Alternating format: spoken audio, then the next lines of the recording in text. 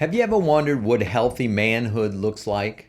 In today's climate of gender confusion or perhaps gender chaos, many young men are struggling to understand what is manhood. And today we're going to give you 5 traits of healthy manhood and encourage you to walk in this life-giving identity.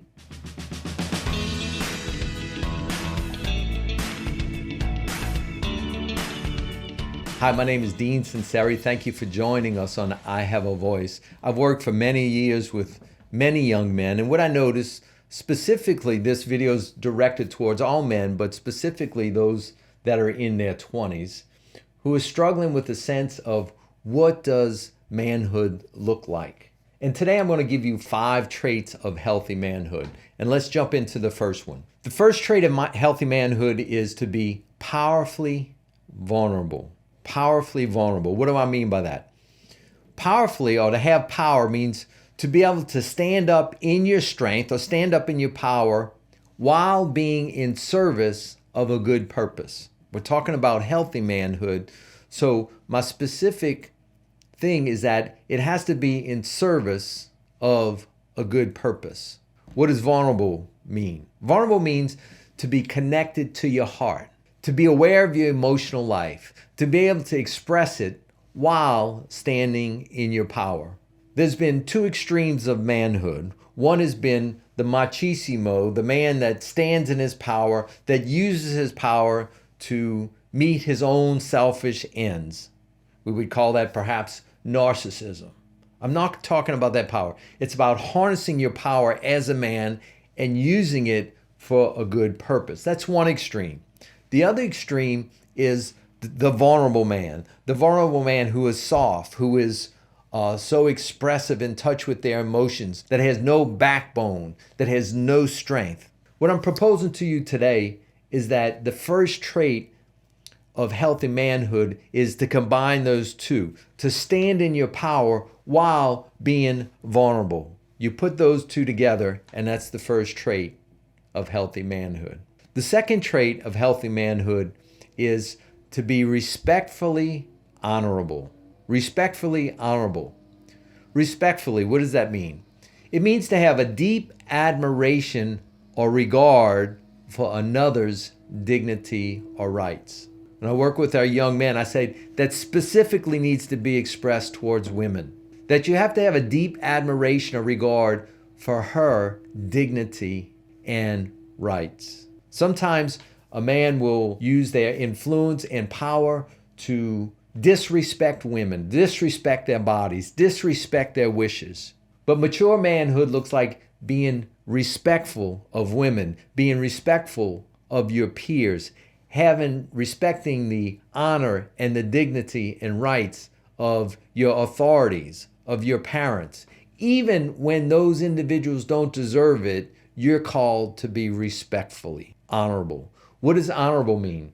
It means to be in a respectful relationship with those who are different. You're called to be honorable to those who think politically different than you. That means that you don't give up your own values, your own beliefs, but you do respect those who are on the other side of the aisle. Can you imagine how much better our government would run if the men and women in government would practice this virtue of honor, honoring those on the other side of the aisle? This could look like honoring those who are culturally or ethnically different. And that means to maintain a respectful relationship in the midst of fundamental disagreement. Respectfully honorable is the second trait of healthy manhood. The third trait of healthy manhood is to be purposeful giver. What do I mean by purpose? Purpose is to be aware of your purpose and to pursue it with discipline and passion. Well, you might say, I might not know my purpose. We'll get to that. But that you do have a purpose, you do have a destiny, you were designed specifically to meet a certain purpose in this life, and it's your job to seek it out, and then once you know it, to pursue it with absolute discipline and absolute passion. I find, especially among our young men, when there's no purpose, then you live life pursuing simple pleasures. The latest Netflix binge session becomes my simple pleasure and my purpose for life. Going out with friends becomes the primary simple pleasure that I dedicate my life to. Spending eons on Xbox. I'm not saying that any of those things are bad in themselves, but if they violate you pursuing your purpose, then they're getting out of line. So a purposeful giver is to find and be disciplined and passionate about pursuing your purpose. And the second part of that is a giver. And a giver means that you transition from taker to giver. Look, from childhood through adolescence to adulthood, we're supposed to make the transition from being a taker to becoming a giver. And that's where we find our deepest fulfillment, is when we become responsible to dedicate ourselves to be a giver. The person that reaches adulthood, the man that reaches adulthood and he's still a taker, and he manipulates everyone to meet their own needs, is what we call a narcissist. But the opposite of a narcissist, which you're called to, is to be a saint. A saint in the religious sense of someone who has found their purpose, has mastered the ability to give, and is having tremendous influence on those around them, beginning with yourself, beginning in your relationships, in your family, in your jobs, in your neighborhoods, in your city. So you go from being a taker to a giver. And the third important characteristic of a mature man is to be a purposeful giver. Let's look at number 4. Number 4 is to be a graceful warrior. A graceful warrior. Let me explain. Graceful means the ability to manage and express your aggression in a controlled manner. One of the fallacies that is put on men sometimes is that you need to get rid of your aggression. You need to get rid of your testosterone. You have to get rid of the strength and the force that you carry on the inside. And I believe that's a terrible disservice to men. I do believe that the aggression needs to be controlled. If you don't learn to control your aggression, then you just become a wild man that creates havoc. But when you're able to learn to control your aggression and put it in service of your destiny and purpose, then you walk as a powerful man. That's why I believe in the importance of participating in sports. Sports is something that you engage with another and you learn how to control your aggression in the midst of the rules of the game. Or perhaps martial arts can serve the same purpose.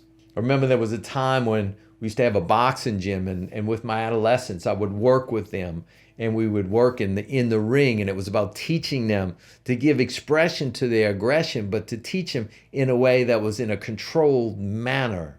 A man that has controlled aggression becomes a powerful man in service of their purpose. So any type of engaging play, roughhousing, I think is real important for young boys and young men to engage in order to learn to contain and control their aggression. The second part of that is the warrior, the graceful warrior. What is a warrior? It's one who engages in battle with courage, with power, and with strength. It's the ability to move towards your destiny despite resistance and opposition. I also like to call it an unrelenting determination to continue to go despite resistance. Controlled aggression and the ability to engage in battle with courage, power, and strength towards your destiny and towards the calling that's on you is manhood at its highest level. Characteristic number 5, trait number 5 of a healthy man is to be spiritually grounded. Spiritually, what do I mean? It's to awaken to the realm of the spirit, which is the very place where you will find your destiny, your purpose, your meaning, and your deepest connection. One of the most disheartening things I see today is that some of the young men that I've worked with have no sense of the realm of the spirit. They have no training in the realm of the spirit. And because of that, they have no sense of connecting to their destiny, to their purpose, to their meaning, to this deepest connection with God. And that's the very place that you will find those things. You might say, well, Dean, don't feel spiritually connected. I don't know my destiny and my purpose. I don't have a sense of meaning. Then find it. Seek it out. Find a good church. Find a good place that facilitates the realm of the spirit. And as you grow in that, I promise you, you will begin to understand and have more clarity about your purpose and your destiny and have a sense of meaning. And it's when you have those in place, then you start to live a life of discipline and a life of responsibility. So spiritually grounded is number 5. And what do I mean by grounded? Grounded is your spiritual quest or your spiritual destiny or relationship needs to be grounded in everyday life. One of the biggest problems I think of modern religion is that sometimes they're teaching spiritual concepts that are not grounded in everyday life. There's not this translation, this practicing of it. So we become much more spiritually minded, but it's not being actualized in our life. So being spiritually grounded is very important, is that when you learn spiritual concepts, it needs to be grounded into every realm of your life. It needs to become earthy. It needs to become practical. It needs to start to impact your relationship. It needs to start impacting your immediate spheres of influence. So number 5, the 5th trait of healthy manhood is to be spiritually grounded. Now, if you want to go deeper on exploring these 3 questions, what is my purpose? How to become better at managing my emotions? How do I let go of self-destructive behavior? I have a good resource. My wife and I wrote a book called The Roadmap to the Soul, and it gives you space to explore those 3 questions. If you're interested in pursuing that deeper, there's a link down in the description, and it'll walk you through helping you answer those 3 questions and will be very beneficial for you.